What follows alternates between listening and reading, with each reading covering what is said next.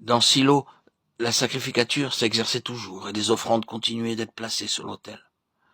Quoique la chrétienté ait perdu le plein témoignage de Dieu, nous y trouvons toujours le pardon des péchés, car l'autel y est toujours de même que la sanctification personnelle, car la cuve d'airain s'y trouve encore, de même que le chandelier, la table des pains de proposition et l'autel des encens.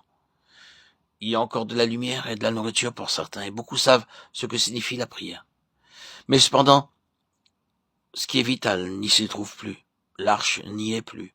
On peut y voir l'œuvre de Christ. Mais le Seigneur lui-même, dans sa personne, n'a plus sa véritable place.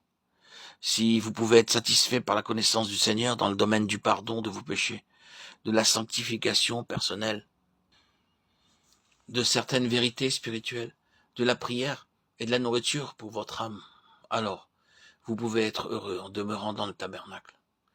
Mais si vous saisissez la réelle signification de l'arche du témoignage, Christ dans sa personne, alors vous direz, Seigneur, je veux suivre l'arche, même si cela doit me conduire à quitter le tabernacle. Dans le temple de Salomon, tout fut refait une nouvelle fois, sauf l'arche.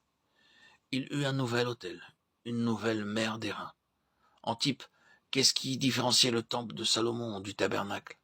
Le premier préfigurait la présence de Dieu au milieu de son peuple, pendant le millénium. Le second parlait de sa présence au cours des pérégrinations du peuple dans le désert. Dans le désert, le tabernacle était transportable, mais le temple ne l'était pas, car il était à Jérusalem. Tout dans le temple de Salomon était plus grand que dans le tabernacle.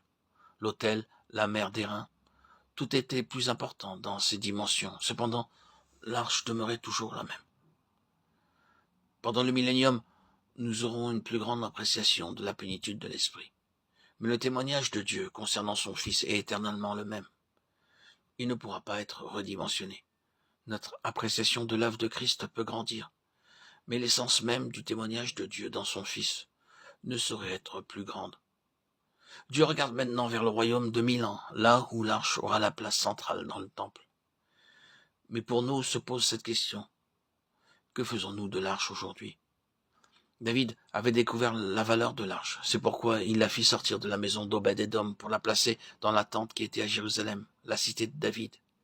Et il transporta le tabernacle de Shilo à Gabaon, 1 Chroniques 16, 39. Que faisait-on dans ce lieu-là? On y offrait continuellement des holocaustes. Le tabernacle à Gabaon était sans arche. La gloire de Dieu était partie de là. Cependant, nous pouvons lire que des holocaustes y étaient offerts continuellement, matin et soir. Et tout dans le tabernacle a été fait selon ce qui était écrit dans la loi de l'Éternel. De la même manière, l'adoration est toujours apportée au sein de la chrétienté organisée. Et dans plusieurs lieux, cela est fait, selon tout ce qui est écrit dans la loi de l'Éternel. Cependant, il manque quelque chose de fondamental.